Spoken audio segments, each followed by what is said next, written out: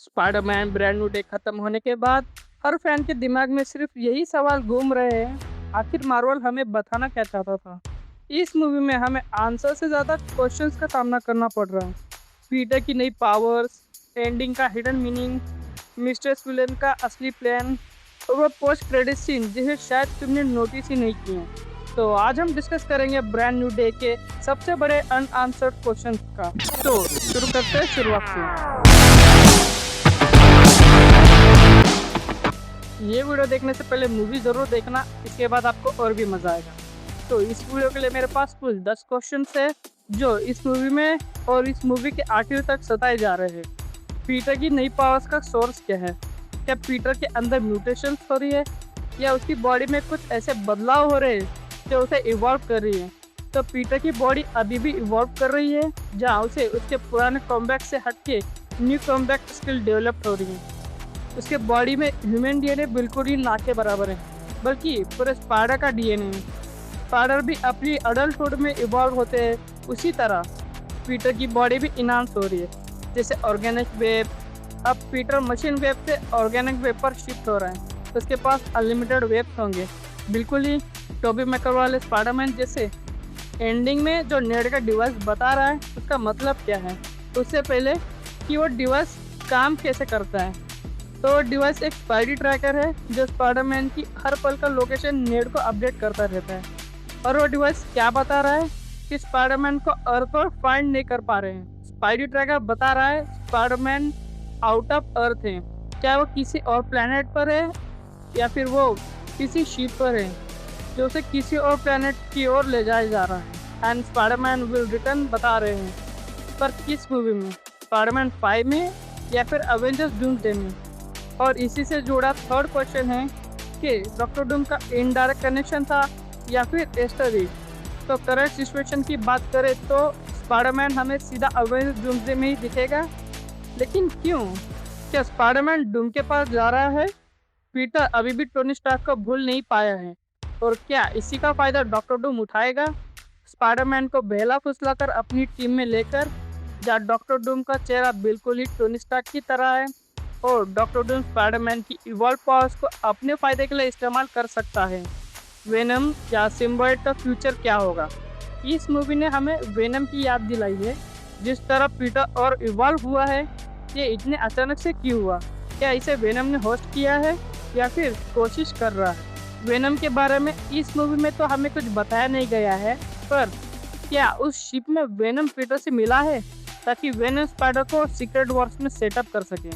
क्या पीटर उस सिम्बायोट को होस्ट करेगा या वो सिम्बायोट पीटर को होस्ट करेगा, या फिर वेनम किसी और को ही होस्ट करेगा, जैसे फ्लैश को, नीड को या फिर एमजे को? कमेंट करके बताओ क्या एमजे की मेमोरीज वापस आएगी, क्योंकि डॉक्टर स्ट्रेंज के स्पेल ने उनकी यादों को मिटाया नहीं, बस उन यादों को छुपा दिया है।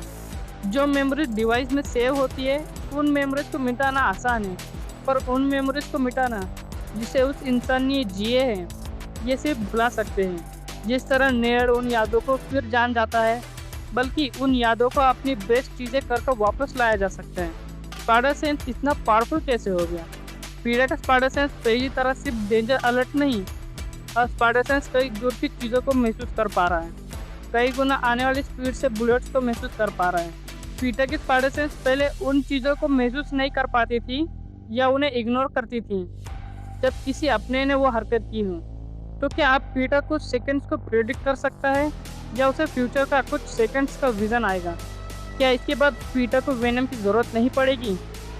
क्या माइल्स मोराल्स को ट्रेस करा गया, जैसे हमने माइल्स मोराल्स को एनिमेटेड मूवी में उसका पोज करते हुए देखा था, जिस तरह वो उन बिल्डिंग्स पर उल्टा बैठता है, उस वाले पोज को इस पीटर ने रिक्रिएट किया है या फिर मार्वल ने माइल्स मोराल्स को ट्रेस किया है?